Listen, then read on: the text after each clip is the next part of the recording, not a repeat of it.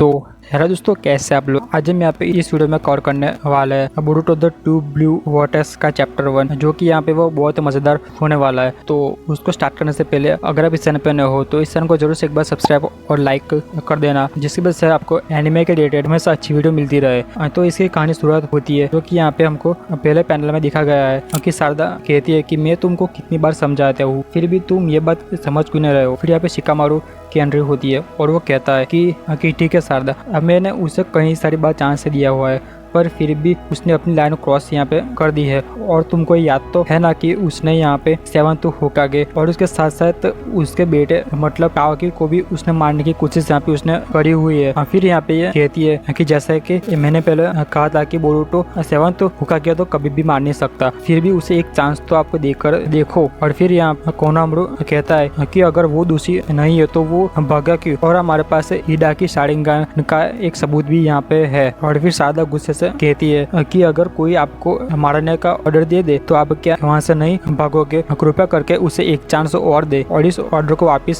से ले ले। और फिर यहाँ पे शिकामारू कहता है कि सुनो शारदा, यहाँ पे बोरुटो के खिलाफ विलेज के सीमित ही कानून नहीं है, यह हमारे लोगों की भी इच्छा है और यहाँ रहने वाले सभी लोग अभी भी उस पर विश्वास नहीं करेंगे, इसलिए अगर मैं ये ऑर्डर वापस ले भी लूँ तब भी लोग नाराज हो जाएंगे। और ये मैं आखिरी बार तुमको कह रहा हूँ और अब तुम इस मिशन पे वापस लौट जाओ। और फिर ये गुस्से में आके तू मूड खो वैसे बोल के भाग जाती है। और फिर कोनामारू कहता है कि यह लॉर्ड 8 है, इसलिए तुम इस तरीके से मुंह बना नहीं सकती और ये बहुत हो गया तुम्हारा। और फिर शिकामारू कहता है कि मैं तुम्हें समझ सकता हूँ। उसमें वो कहती है कि इस दर पर आप होकागे वैसे भूल जाइए, क्योंकि आप ज्ञानी से अधिक और कुछ भी नहीं बन सकते, क्योंकि मेरे पिता भी एक टेररिस्ट ही थे लाइक बोरुटो। और फिर शिकामारू कहता है कि इस बात को सासके से कोई संबंध यहाँ पे नहीं है, क्योंकि मैं केवल बात कर रहा हूँ एक कोनोहा शिनोबी के रूप में आपके भविष्य के बारे में। हाँ, तो ये कहती है कि फिर भी लॉर्ड 7 ने एक बार मेरे पिता को वापस लाया हुआ है, वो क्रिमिनल थे फिर भी वो ज्ञानी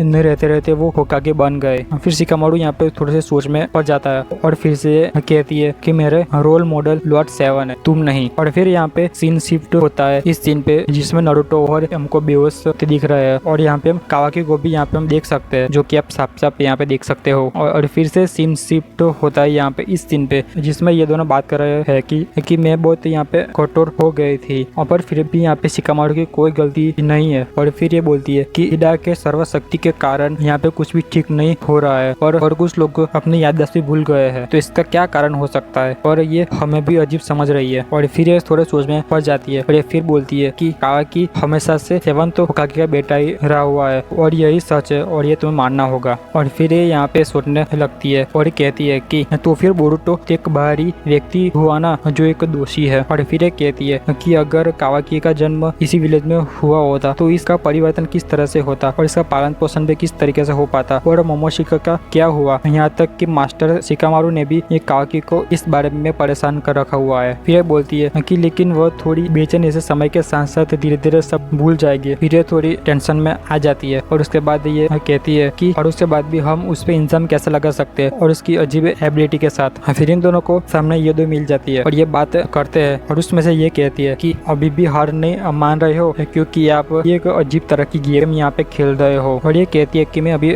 बता दूं कि इस एबिलिटी पे अभी तक मेरा कोई भी काम नहीं है मेरा तरह, पर अभी भी हालांकि मैं थोड़ा थोड़ा इसको समझना सीख गया हूँ कि ये कैसे काम करता है। फिर ये बोलती है कि मैं कैसे हार मान सकती हूँ, मेरे पास अभी तक कोई भी जानकारी नहीं है फिर भी। और फिर ये कहती है जितना मैं जानती हूँ उसके अकॉर्डिंग ये एक उत्सुकी के जैसी पावर है, जो कि व्यक्ति की इच्छाओं को वास्तविकता में बदलने की शक्ति वो रखता है, इसलिए तो कावाकी ने अपनी इच्छा को वर्तमान परिस्थिति में बदल दिया है। और फिर ये सोचने की शारदा चिंता में आ जाती है और ये सोचती है कि इसी के कारण सबकी याददाश्त यहाँ पे बदल गई है और बोरुटो और कावाकी के बारे में उन्हें कुछ भी याद नहीं है और इसने उन परिस्थिति को पूरी तरह बदल दिया है और इसी के कारण दोनों ने अपना स्थान एक दूसरे से बदल दिया है। फिर शारदा चिंता में बोलती है कि कोई भी रास्ता नहीं है इसे फिर से सही करने के लिए। और फिर ये कहती है कि मुझे नहीं पता, लेकिन उन लोगों से बात करने का अभी कोई भी फायदा हमको नहीं होने वाला है, क्योंकि वो शक्तिशाली होने के बावजूद भी वो हमारी बात नहीं समझ सकते। फिर शारदा फिर से बोलती है कि लेकिन क्यों, वास्तविकता इतनी सत्य है कि हमको उसे सबको बताना ही हमको चाहिए। फिर ये बोलती है कि सिर्फ तुम एक ऐसी हो जिसकी यादें अभी रिमूव नहीं हुई है, पर सबकी यादें रिमूव हो चुकी है, तो फिर तुम्हारे बातों पे विश्वास कौन यहाँ पे करेगा। फिर ये कहती है कि फिर भी मैं तुम्हें सच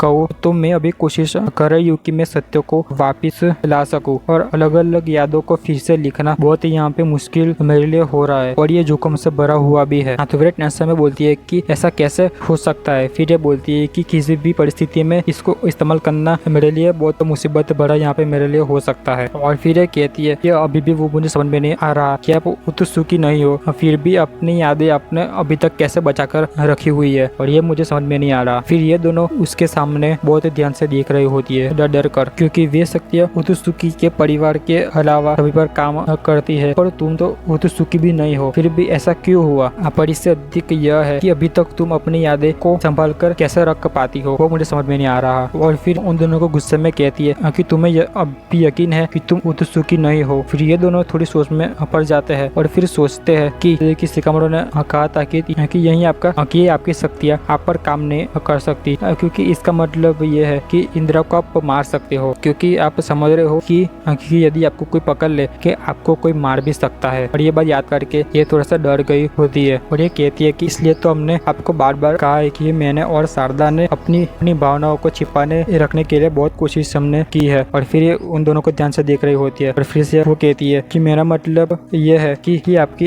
एबिलिटी शायद से कोई बच सकता है। और ये बात ये बहुत डर डर के बोल रही थी। और उसके बाद शारदा यहाँ पे कुछ सोचने लगते, उसमें से वो कहती है कि सही में आप यह मानते हो, कि वो थोड़ी डरी पोजीशन में उसको कहती है कि आप देख लेना बाद में। फिर यहाँ पे थोड़ा सा सीन हमको ये दिखाया जाता है। फिर उसके बाद फिर से सीन शिफ्ट होता है यहाँ पे, जिसने हमको कावा की बैक साइड से दिखाया जाता है, और साइड में भी हमको दिखाया जाता है कि वो थोड़ा सा सीरियस यहाँ पे हमको दिख रहा है। और उसके बाद यहाँ पे इन दोनों की कन्वर्सेशन शुरू होती है, और एक कावा की कहता है कि तुम्हें सबको ये मारने की आदत है, तुम वो छोड़ दो, क्योंकि यह आदत मुझे अच्छी नहीं लग रही है तुम्हारी। और फिर ये कहता है कि इस बात का आप छोड़ो, कि मुझे यकीन है कि बोरुतो अभी भी तुम्हें मारना चाहता होगा, और आप ये भूल रहे हो कि वो अभी भी एक उत्सुकी है, बिल्कुल तुम्हारे जैसे, इसलिए वो उनका चाकरा और उनकी एबिलिटी के साथ साथ सभी टेक्निक को भी वो मास्टर कर लेगा। और फिर ये कहता है कि अगर वो यहाँ पे वापस आता है तो मैं उसे कभी भी नहीं छोड़ने नहीं वाला हूँ, क्योंकि वो आएगा ना तो वो मुझे महसूस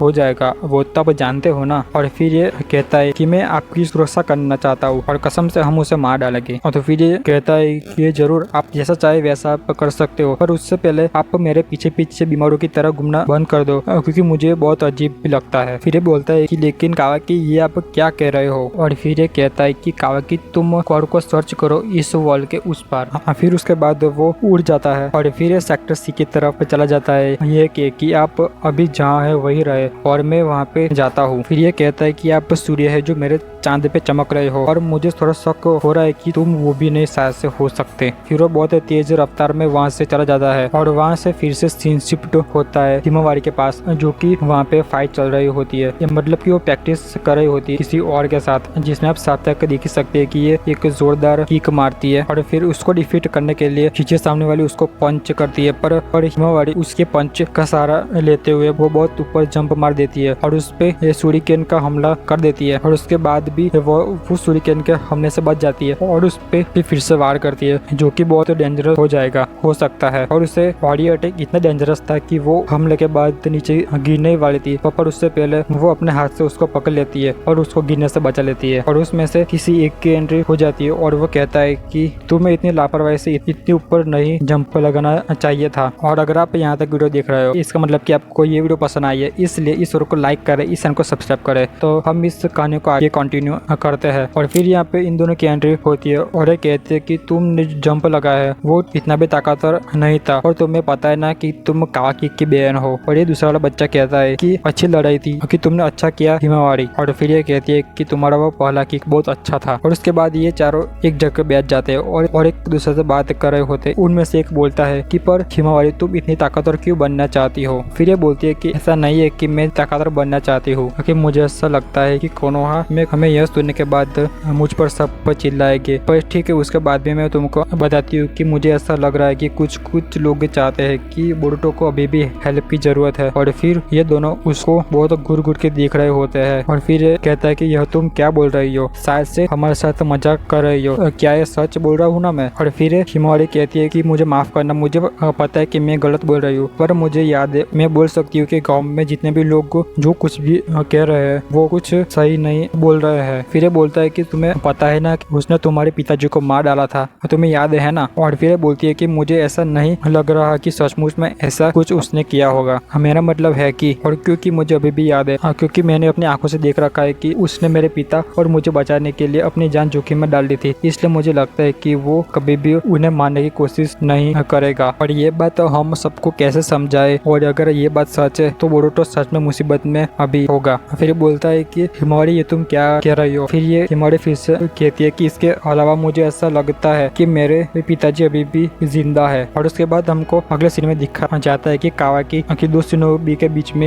वो लैंड कर जाता है और उनमें से एक शिनोबी कहता है कि अच्छा हुआ कावाकी कि तुमने हमको ये पंजे के निशान ढूंढने में तुमने बहुत मदद की है, इसके लिए धन्यवाद। लेकिन मुझे कोड ऐसा क्यों कर रहा है वो मुझे समझ में नहीं आया, क्योंकि हम उसके इतने करीब आ गए, फिर भी उसने हमारे पर एक भी बार हमला अभी तक नहीं किया है। और मैंने उसके बारे में जितना सुना है उसके अकॉर्डिंग उसके पास हजारों तादाद में सेना मौजूद है। और मुझे ऐसा लगता है कि उससे बोरुतो ऐसे ज्यादा कुछ उम्मीद होगी नहीं, क्योंकि वो विलेज से ज्यादा अपनी लड़ाई पे ज्यादा ध्यान दे रहा है। और उसके बाद ये दोनों भी बात करते हैं कि ये अच्छा है कि हम अभी खतरे से तो बच गए, क्योंकि बोरुतो यहाँ पर नहीं है इसके कारण। और इससे अच्छा यह होगा कि बोरुतो अपने साथ साथ उस दोनों को भी इसके बाहर ले जाए। और उतने में ही कावाकी बोलता है कि आप, ये सुनकर ये दोनों शिनोबी उसकी ओर देखने लगते हैं और कावाकी उनमें से एक के हाथ पकड़ लेते हैं, जो कि आप यहाँ पे देख सकते हो। और फिर कावाकी कहता है कि बिना हिले तुम ऐसे ही रहो। फिर बोलता है कि यह तुम क्या कर रहे हो। फिर कावाकी उसके पीछे की साइड देखता है तो वहाँ पे एक निशान था जो कि कोड का ही था। और ये बोलता है कि तुम्हारे गर्दन पे ये निशान कैसे आया। तो बोलता है क्या सच में ये निशान है। तो कावाकी कहता है कि कितनी देर से ये निशान है, आपने कुछ तो कभी तक नोटिस नहीं किया। तो वो शिनोबी कहता है कि ये पता नहीं, या मुझे इसका अंदाजा नहीं था कि मेरे पीठ पे भी ये निशान आ सकता है। और फिर ये बात शिकामारू को पता चल जाती है और वो कहता है कि क्या और भी लोग हैं। और फिर कावाकी कहता है कि तो अब हम उस पर ध्यान देना चाहिए और उन सभी बंदों को इकट्ठा करो जो कि अभी पंजे के निशान की तलाशी की ड्यूटी पर अभी जुड़े हुए हैं, और जो भी हमें मिलेगा हम उस एक एक करके उस गाँव को भर देंगे।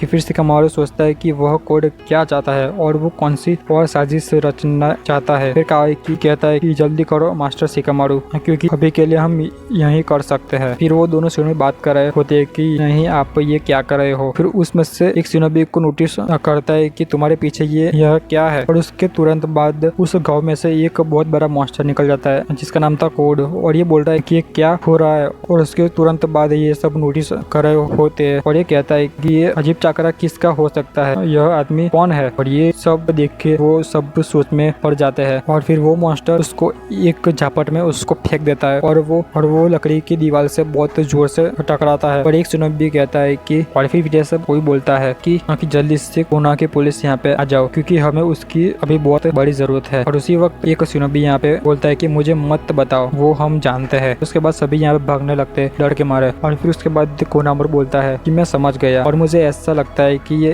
एक समय पे कई सारी जगह पे आ चुके हैं और वहाँ पे पहले से ही बहुत सारे लोग वहाँ पे रहते हैं। और फिर शिकामारू कहता है और जो लड़ाकू है उन दोनों को वहाँ पे भेज दो और जो लड़ाई कर सकता है उनको करने दो। और फिर शिकामारू सोचने लगता है कि इतने समय के बाद इसने हमला फिर से क्यों किया। और फिर उसके बाद हमको ये सीन दिखा जाता है जिसमें सब लोग को बहुत लड़े हुए हमको दिख रहे हैं। फिर उसके तुरंत बाद कावाकी एकदम से आ जाता है और उस मॉन्स्टर को जोरदार पंच मारता है और उस लड़की को बचा लेता है। और वो मॉन्स्टर बहुत दूर जाके गिर जाता है और वो कहता है उस लड़की से तुम भाग जाओ और शिनोबी की सभी इंस्ट्रक्शन को तुम ध्यान में रखना। और फिर यहाँ से फिर से सीन शिफ्ट होता है दूसरी लोकेशन पर। वहाँ पे भी सभी लोग भाग रहे थे और उतने में ही वहाँ पे शारदा की एंट्री हो जाती है और वो एक जोरदार की को उस मॉन्स्टर को दे देती है, जिससे वो मॉन्स्टर बहुत घायल तरीके से वो पीछे गिर जाता है। और फिर वो कहती है कि मैंने तो कोडे के पंजे सिर्फ एक ही देखे थे, तो फिर ये दूसरा कहाँ से आया। और उतने में ही ये देखती है कि उसकी आंख से एक हाथ निकल रहा होता है और वो धीरे धीरे बाहर आ रहा होता है और उसमें से एक और कोड तकदीर हो जाता है जो कि उसने अपने आंखों से देख रखा था। और वो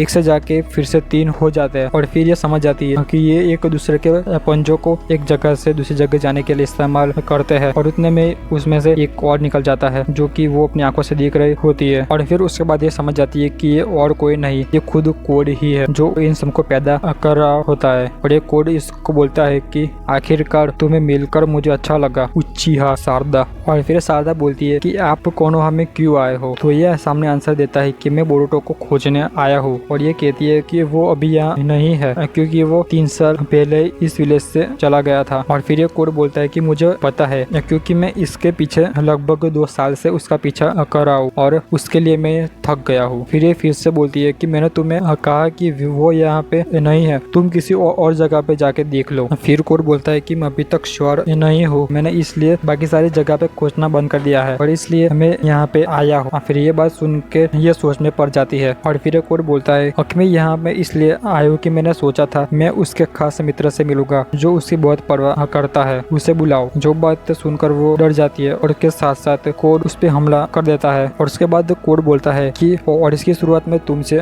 करता हूँ और मुझे आशा है कि तुम ये सब देखकर बहुत जोर से चिल्लाओगी और तुम्हारी आवाज सुनकर वो यहाँ पे पहुंच जाएगा। और उसके बाद हमारे बोरुतो की यहाँ पे फाइनली एंट्री हो जाती है और ये हमको बहुत बढ़िया वाला आइकॉनिक सीन देखने को मिल जाता है और ये सीन बहुत कूल है। और फिर ये सब देख के शारदा चौंक जाती है कि ये एकदम से कहाँ से आ गया। और बोरुतो बोलता है कि यह एक प्रकार की बीमारी है जिससे लड़कियां डरती रहती है। और उसके बाद बोरुतो उस हमले को डॉच कर लेता है और कावाकी पीछे देख लेता है कि फाइनली बोरुतो की एंट्री यहाँ पे हो चुकी है। और उतने में एक शिनोबी का चाकरा मैच कर जाता है और वो कहता है कि मुझे ऐसा लग रहा है कि अचानक कुछ आसमान से गिरा है कोड की तरफ। और शिकामारू सोचता है कि क्या ये बोरुतो हो सकता है। और ये बात इन दोनों को पता चल जाती है कि ये बोरुतो शायद से हो सकता है। और शिकामारू तुरंत से ऑर्डर दे देता है कि जितने भी शिनोबी है वो कोड का सामना करने की कोशिश करे और उसके साथ साथ बोरुतो पे भी नजर रखे और ये जानने की कोशिश करे कि उसका यहाँ आने का इरादा क्या हो सकता है। और उसके बाद हमको ये सीन देखने को मिलता है जहाँ पे बोरुतो आगे खड़ा हो रहा होता है और पीछे होती है शारदा। और उसके बाद बोरुतो का इन दोनों से सामना हो जाता है और कावाकी कहता है कि आखिरकार तुम सामने आई गए बोरुतो।